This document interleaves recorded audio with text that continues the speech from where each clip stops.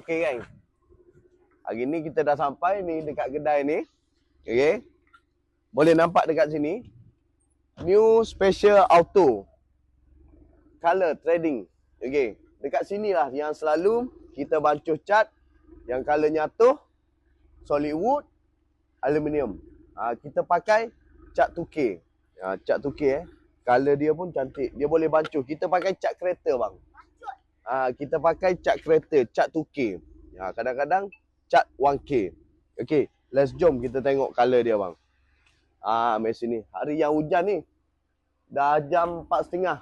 Okey, 4.30. Jom kita datang sini. Okey, kebiasaan kita bancuh. Ada yang 1 liter, ada yang 2 liter, 5 liter. Lepas tu kita letak dalam tin satu. Dia memang busy macam ni. Selalu ada orang call. Selalu ada orang call. Hello?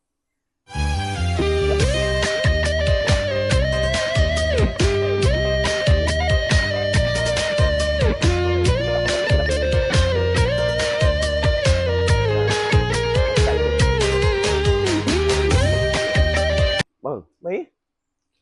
Okey, selalu kita bancuh kat sini lah. Okey, nak color ni? Nak besok. Boleh? Ataupun petang ni? Sebab? Tin. Tin ya? Satu. Satu tin. Besok lah. Besok boleh? Pagi ya? Pagi tak sempat. Try lah. Satu tin je. Kita buat satu tin ni lah. Untuk kita repair shoot rack. Okey? Kita repair shoot rack. Okey? So, yang mana berminat? Kamera, tengok sini. Okey, yang mana berminat? Berurusan dengan Boss RK. Okey?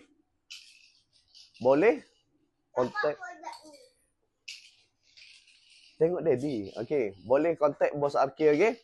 Nak buat rumah installment, nak buat kabinet installment, korang Roger je Boss RK. Okey? Apa pun, janji, jual. Luncur.